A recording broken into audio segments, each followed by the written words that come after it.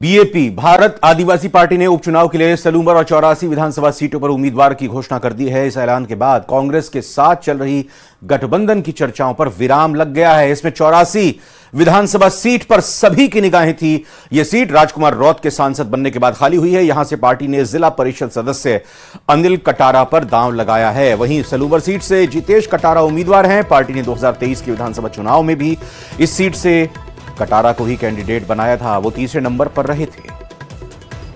तो बड़ी खबर आ रही है इस बीच उपचुनाव को लेकर।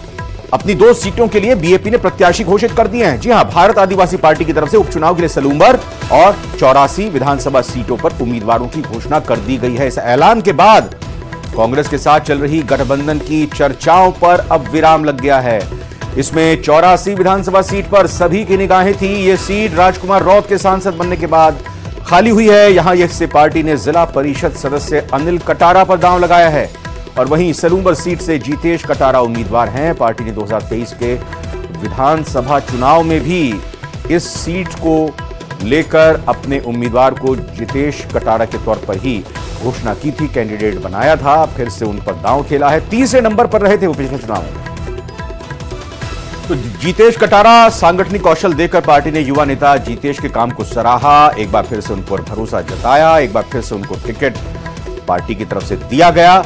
और ये अब देखना होगा कि पिछले विधानसभा चुनाव में वो तीसरे नंबर पर थे। अब इस बार के जो उपचुनाव होंगे तो उनका मुकाबला किस तरीके से रहने वाला है। लेकिन एक बात और ये साफ हो चुकी है कि कांग्रेस की तरफ से जो गठबंधन की बात कही जा रही थी बीएपी और आरएलपी के साथ, लेकिन अब वो गठबंधन कम से कम इन 2 सीटों को लेकर, या यूं कहें कि क्या गठबंधन की पूरी तरह से अब इतिश्री हो चुकी है। क्योंकि अगर हम पिछले लोकसभा चुनाव की बात करें तो बीएपी की तरफ से कहना था कि हमें अपनी तरफ से अपने उम्मीदवार को खड़ा कर लिया था, लेकिन हमने गठबंधन नहीं किया था, हमें कांग्रेस ने समर्थन दिया था।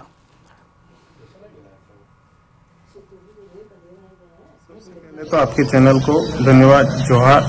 भारत आदिवासी पार्टी की जो सिलेक्शन प्रणाली है, हमारी जो व्यवस्था है, उस व्यवस्था के अनुसार हमारा चयन हुआ है। चुनाव में हम हमारे जो विशेष मुद्दा जो रहेगा, शिक्षा पे हम लोग फोकस करेंगे, स्वास्थ्य पे और बिजली, सड़क, पानी, ये सब चीजें रहेगी। और जो यहाँ की जो मूलभूत सुविधाएं हैं तो इस क्षेत्र की 84 की, उस चीजों पे हम काम करेंगे। और विशेष करके हमारे यहाँ पर जो आरक्षण का जो मुद्दा है, हक अधिकार का जो मुद्दा है, यहाँ के जो विशेष अधिकार है उस पर हम बात रखेंगे। और उसके लिए हम पहले से भी काम करते आए हैं और मौका मिलेगा विधानसभा में जाकर के तो हम डट के उस पर भी वहां जाकर के अपना जो मुख्य बात है उसको रखेंगे जाके।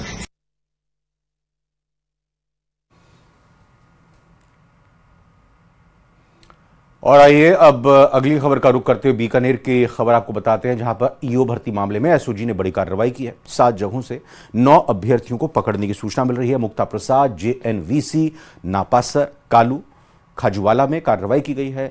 जसरासर, नया शहर और पांचू थाना क्षेत्र में कार्रवाई हुई है। ईओ भर्ती का अभी परिणाम, रिजल्ट घोषित होना बाकी है। पेपर खरीद फरोख्त की बात सामने आ रही है।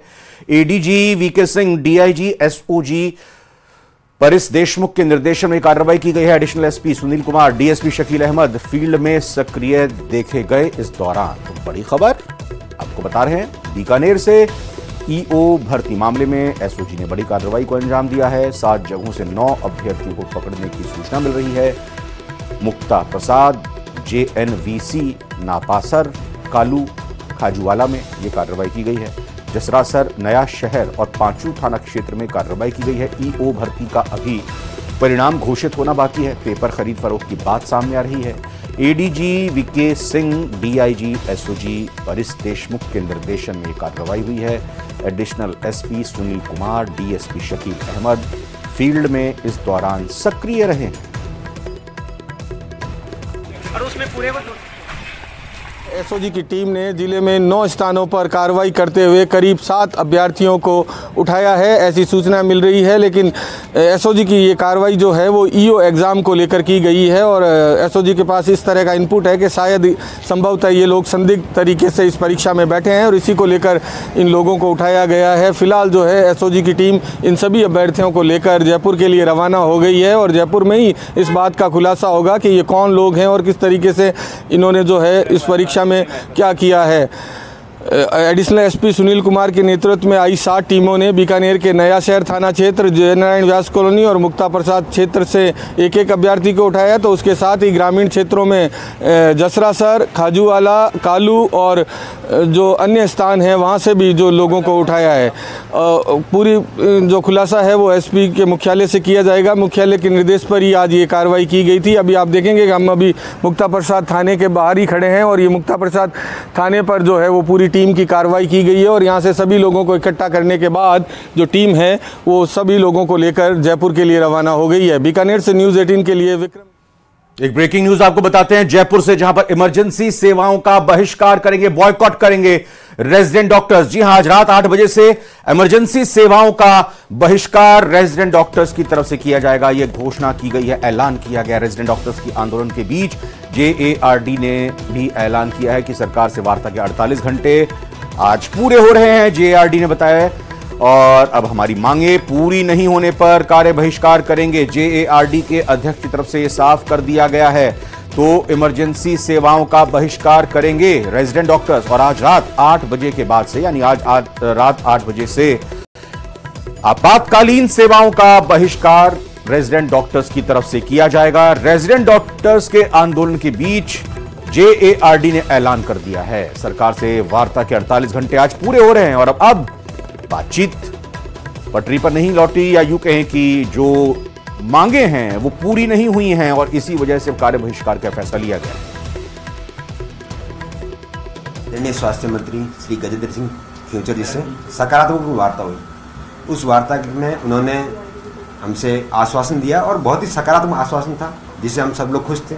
हमने पूरी मीटिंग की बात आके हमारे यहाँ पे जीबीएम में रखी और जीबीएम ने सर्वसहमति से तय किया कि मंत्री जी का मान एवं सम्मान रखते हुए जो 18 तारीख से इमरजेंसी सर्विसेज बंद करने का जो प्लान था, जो विचार था, उसको पोस्टपोन करते हुए 2 दिन के लिए शिफ्ट किया जाए, 48 घंटे के लिए शिफ्ट किया जाए। और हम सब लोग उससे बहुत खुश थे और हमें पूरा विश्वास है, अभी भी विश्वास है कि मंत्री जी ने जो आश्वासन दिया है वो उस पर खड़े रहेंगे। और मंत्री जी ने हमारे सामने समस्त अधिकारियों को निर्देश दिए थे कि आप आने वाले 2 दिन के अंदर इनकी सारी समस्याएं जो कि न्याय संगत है उनको पूरा कीजिए। और हमने उनसे ये भी कहा था कि हम ऐसा नहीं बोल रहे कि हमारी सारी समस्याएं या सारी मांगें उनको पूरा कीजिए। हमारा पहले और अभी भी यही कहना है, जो हमारी मांगें जो पिछले 3 से 4 साल से पेंडिंग है उनकी एक बार सुनवाई कीजिए। अगर वो मांगें हमारी जायज़ लगती है तो उनको पूरा कीजिए, अगर जायज़ नहीं तो आप हमें मना भी कर सकते हो, लेकिन उनकी सुनवाई कीजिए। साथ ही साथ हमने उस मीटिंग के अंदर मंत्री जी को एक बार ये भी निवेदन किया कि सर, आपको जिन्होंने अधिकारी ने बताया कि हम रेजिडेंट हर 3 से 4 महीने के अंदर नई मांगे लेकर आ जाते हैं, जैसा कि बिल्कुल नहीं है। हमारी मांगे जो पिछले 4 साल से थी वही है। यहाँ तक कि वो सेफ्टी एंड सिक्योरिटी जो कि आज से 1 महीने पहले का जो इश्यू था वही है, लेकिन जो पुराने समझौते रखें उनको आप धातु अप्लाई कराइए। प्रदेश के मरीजों की एक बार फिर से मुश्किलें बढ़ने वाली हैं। आज रात 8 बजे से एसएमएस मेडिकल कॉलेज के रेजिडेंट डॉक्टर्स ने एक बार फिर संपूर्ण कार्य बहिष्कार की चेतावनी दी है। रेजिडेंट डॉक्टर्स का कहना है कि राज्य सरकार जिस प्रकार की वार्ता हुई थी उस वार्ता का निष्कर्ष जो है वो अब तक नहीं निकला है और आज रात 8 बजे तक अगर उनकी मांगे जो है वो पूरी नहीं की जाती तो वो आज रात 8 बजे से ही संपूर्ण कार्य बहिष्कार पर चले जाएंगे, यानी इमरजेंसी सेवाओं का भी बहिष्कार कर दिया जाएगा। ऐसे में मरीजों की मुश्किलें बढ़ना जो है वो तय माना जा रहा है, क्योंकि अगर रेजिडेंट डॉक्टर्स हड़ताल पर जाते हैं तो मरीजों की मुश्किलें जो है वो बहुत ज़्यादा बढ़ेगी। और आज शनिवार का दिन है और उसके बावजूद किस प्रकार की एसएमएस अस्पताल में भीड़ है, इससे अंदाज़ा लगाया जा सकता है कि किस प्रकार से मरीज जो है वो अस्पतालों में पहुँच रहे हैं और अपना इलाज लेना चाहते हैं। लेकिन अगर रेजिडेंट डॉक्टर्स हड़ताल पर जाते हैं तो मुश्किलें और बढ़ेंगी। हालांकि राज्य सरकार ने अब तक किस प्रकार से रेजिडेंट डॉक्टर्स की मांगों पर विचार किया है या फिर आज रात तक किस प्रकार से उनकी मांगों पर और सुनवाई होती है, ये देखने वाली बात होगी। लेकिन चिकित्सा मंत्री ने आश्वासन दिया था 17 अक्टूबर को, जब रेजिडेंट डॉक्टर्स के साथ इनकी वार्ता हुई थी, तो रेजिडेंट डॉक्टर्स की जो भी जायज़ मांगे हैं उन पर सुनवाई जो है वो की जाएगी। ये चिकित्सा मंत्री का आश्वासन था, जिसके बाद ही जो है वो रेजिडेंट डॉक्टर्स ने संपूर्ण कार्य बहिष्कार का ऐलान जो है वो वापस ले लिया था। लेकिन कल का दिन बीत गया है और आज का दिन का इंतजार जो है वो रेजिडेंट डॉक्टर्स कर रहे हैं। उनका कहना है कि आज रात 8 बजे तक अगर उनकी मांगे पूरी नहीं होती है तो फिर ये लोग जो है वो हड़ताल पर चले जाएंगे। ऐसे में अगर रेजिडेंट डॉक्टर इस प्रकार का फैसला लेते हैं तो मरीजों की मुश्किलें जो है वो बढ़ेंगी। कैमरा पर्सन अविनाश के साथ सौरभ गृहस्थी, न्यूज़ 18 राजस्थान, जयपुर।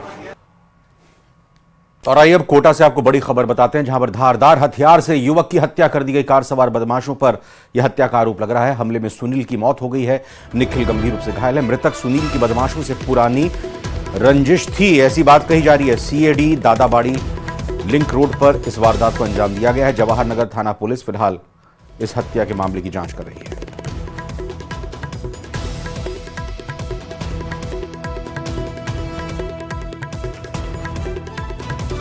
मिली थी कंट्रोल से कि झगड़ा हो गया। कंट्रोल रूम से जो नया रोड बना है कणेज केशुपुरा आने वाला, उस पर तो वहाँ पहुँचे। वहाँ पहुँचने के बाद में निखिल और सुनील योगी घायल अवस्था में पड़े हुए थे। साइड में मोटरसाइकिल पड़ी हुई थी। निखिल बोल रहा था और सुनील बेहोशी के हालत में था। उनको इलाज के लिए एम्बुलेंस में डाल के एमबीएस कोटा पहुंचाया। तो इलाज के दौरान ड्यूटी डॉक्टर साहब ने तो सुनील योगी को मृत घोषित कर दिया, जिसके शरीर पर काफ़ी चोटें थी। और उसको डॉक्टर साहब के से रिपोर्ट लेकर के एमबीएस मोर्चरी में रखवाया गया और निखिल का इलाज कराने के लिए वहाँ भर्ती कराया गया, जिसकी चोटों के इलाज के लिए। फिर उसके निखिल के बयानों के आधार पर मुकदमा दर्ज किया। अलवर के शिवाजी पार्क थाना इलाके में पूर्व मंत्री शकुंतला रावत का घर चोरों के निशाने पर है और वहीं शकुंतला रावत ने संगीन वारदात की भी आशंका जताई है। उनके ससुराल में बहरोड के मोहम्मदपुर में भी चोर आए थे। अलवर में 1 महीने में दूसरी बार चोरी का प्रयास किया गया, लेकिन उनके पति के जाग जाने के कारण चोर वारदात करने में कामयाब नहीं हो पाए। छत पर एक सरिया मिला है।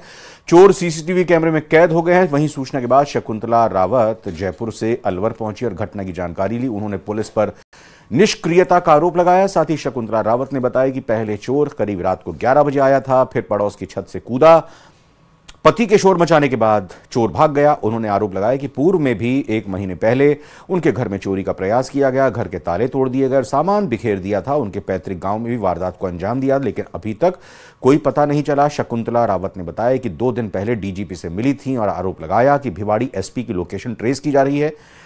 महिला विधायक को धमकी दी जा रही है। उन्होंने कहा कि बड़ी शर्म की बात है, मामला संगीन होने के बाद भी पुलिस वारदात को सुलझा नहीं पा रही है, खोल नहीं पाई है।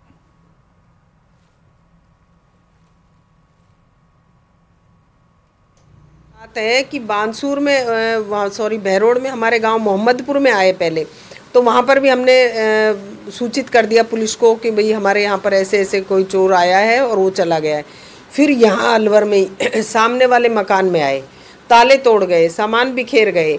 तो फिर हमने पुलिस रिपोर्ट दर्ज कराई और पुलिस को कहा कि भाई इसकी जल्दी से जल्दी तहकीकात करें कि कौन किस उद्देश्य से आ रहा है। 2 बार गांव में भी आना और अलवर में भी आना। आज रात को फिर से पोखरण की रामदेव कॉलोनी में 1 सप्ताह पहले मारपीट में घायल युवक की मौत पर गुस्साए परिजनों और भील समाज ने दूसरे दिन तहसीलदार को ज्ञापन सौंपा। साथ ही एसडीएम कार्यालय के बाहर धरना दिया। गौरतलब है कि 11 अक्टूबर को नरपत राम पर कुछ युवकों ने जानलेवा हमला किया था, जिससे वो गंभीर रूप से घायल हो गया। बुधवार रात को इलाज के दौरान मौत हो गई। मृतक के भाई ने हत्या का मामला दर्ज कराया है। वहीं संघर्ष समिति के संयोजक चेतन राम ने बताया कि नरपत राम के परिवार को 50 लाख रुपए की सहायता राशि दिलाने, एक सदस्य को संविदा पर नौकरी और आरोपियों की गिरफ्तारी की मांग रखी। वहीं प्रशासन पुलिस ने परिजनों को उचित मुआवजा और इंसाफ दिलाने का भरोसा देने पर ग्रामीणों ने धरना समाप्त कर दिया। कोटा के शिवपुरी धाम मंदिर में सुबह 5 बजे 8 फीट लंबा मगरमच्छ घुस जाने से हड़कंप मच गया। यहां दर्शन करने पहुंचे भक्तों ने इसे देखा तो हड़कंप मच गया और इसकी जानकारी यहां के संत सनातन पुरी महाराज को दी गई। संत ने इन घटना की जानकारी वन विभाग की टीम को दी, जिसके बाद वन कर्मियों ने 1 घंटे की मशक्कत के बाद इस मगरमच्छ को काबू में किया और डैम में छोड़ दिया। वन कर्मियों ने बताया कि मंदिर के पीछे बने नाले में यह मंदिर में घुस गया था, जिसका समय रहते रेस्क्यू किया गया है।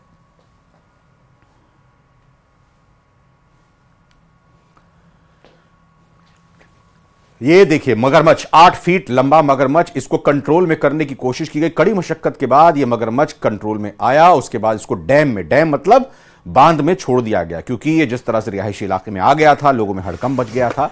आखिरकार बड़ी मशक्कत करने के बाद, मेहनत करने के बाद इस मगरमच्छ को कंट्रोल किया गया वन कर्मियों की टीम की तरफ से, और फिर इस मगरमच्छ को वापस डैम में छोड़ दिया गया। इस दौरान लोग आसपास तमाशबीन बने हुए सब देखते रहे।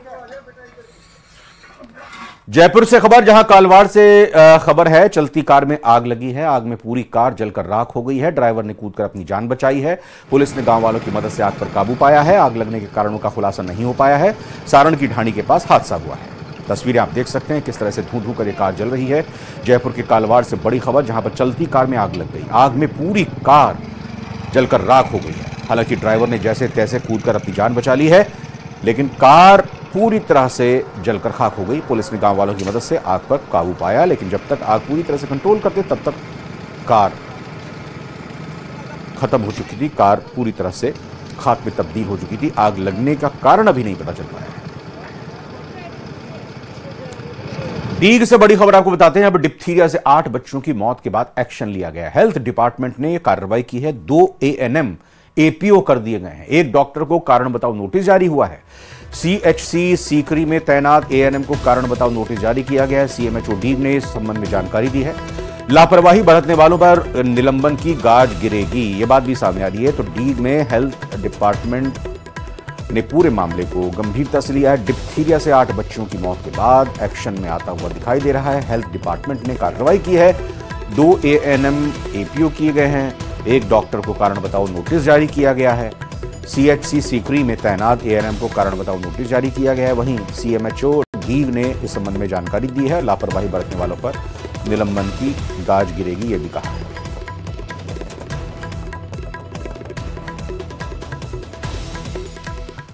झुंझुनू के पिलानी से खबर, जहां पर तेज रफ्तार का कहर देखने को मिला। देर रात लोहारू बाईपास पर भीषण सड़क हादसा हो गया। एक तेज रफ्तार कार की टक्कर से शादी समारोह में शामिल होकर लौट रहे स्कूटी सवार 2 भाइयों की मौत हो गई।